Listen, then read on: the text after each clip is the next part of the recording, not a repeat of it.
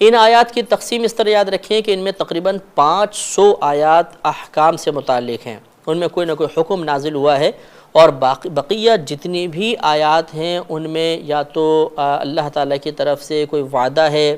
یا کوئی وعید عذاب کا وعدہ کیا گیا ہے، انعام کا وعدہ ہے، انعامات کے تذکرے ہیں، جہنم کے تذکرے ہیں، ضرب الامثال ہے، پچھلی قوموں کے واقعات ہیں، انبیاء علیہ السلام کے قصص بیان کیے گئے ہیں، یا نصیحتیں وغیرہ موجود ہیں۔ اس طرح 500 آیات سے حکم ثابت ہوتے ہیں جو ایک ضابطے کی حیثیت رکھتے ہیں، اجمالی طور پہ بیان کیے گئے ہیں، اور بقیہ جتنی بھی آیات ہیں وہ دیگر امور پر مشتمل ہیں جو آپ کی خدمت میں عرض کیں۔ آج جو ہمارے پاس قرآن عظیم موجود ہیں اس میں تقریباً 30 سپارے ہیں۔ یہ سپارے کس نے تقسیم کیے؟ کیونکہ آپ یہ دیکھیں گے کہ بسا اوقات ایسا ہوگا کہ پوری سورت ایک سپارے پر آ کر ختم ہو رہی ہے، لیکن ایک لائن اگلے سپارے میں آ گئی۔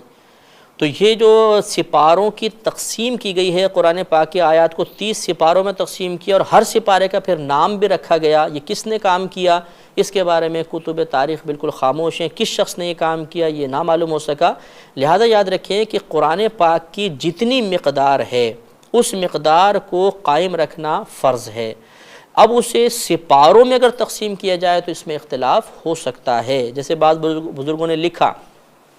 کہ شام کی سائٹ پر جو سپاروں کی تقسیم ہے ان میں جو مواد جمع کیا گیا ہے وہ اس جو ہمارے پاس سپارے ہیں ان سے مختلف ہے۔ ہوگا یہی کہ جتنی آیات کل ہیں دونوں قرآنوں میں وہی تعداد رہے گی، ایک بھی حرف کی تبدیلی نہیں ہوگی، ایک بھی لفظ کی تبدیلی نہیں ہوگی، لیکن ہوگا یہ مثال کے طور پہ کہ اگر ایک سپارے میں 2 صورتیں جمع کر دی گئی ہیں، دوسرے نے 2 صورتیں اور چند آیات مزید لے کے جمع کر دی ہیں، لیکن مواد اتنا ہی رہے گا۔ تو بہرحال اس قرآن کو 30 سپاروں میں تقسیم کرنا، پھر ہر سپارے کا ایک نام رکھ دینا، اور کس سپارے میں کتنا مواد آئے گا یہ نہ صحابہ کرام سے منقول ہے، نہ نبی کریم صلی اللہ علیہ وسلم سے اس بارے میں کوئی قول منقول ہے، کسی نامعلوم شخص کا کارنامہ ہے، اور بہرحال یہ اس میں حرج بھی نہیں ہے ان سپاروں کو ماننے میں اور ان سپاروں کی تعداد کے پر ایمان رکھنے میں۔ اب نقطے اور اعراب کے بارے میں چند کلمات سماعت فرمائیں۔ نبی کریم صلی اللہ علیہ وسلم کے دور مبارکہ میں اور پھر اس کے بعد جو حضرت ابوبکر صدیق رضی اللہ تعالیٰ عنہ کے دور میں جمع قرآن ہوا، پھر دور عثمانی میں ہوا، اس وقت تک بھی قرآن عظیم پر اعراب وغیرہ نہیں تھے، حتیٰ کہ چونکہ صحابہ کرام اہل لسان تھے تو یہ نقطے تک نہیں لگاتے تھے، انہیں خود مطلب یہ کہ جب وہ آیات کو پڑھتے تھے بغیر نقطوں کے یہ سمجھ جایا کرتے تھے کہ لفظ کیا ہے اور اس کو پڑھتے تھے۔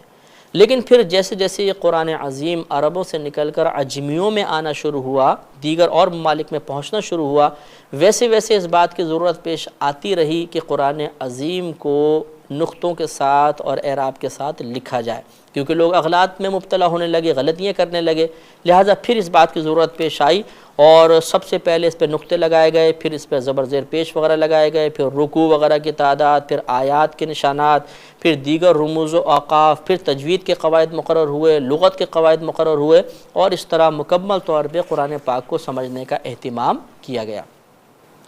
اب چونکہ ہمارے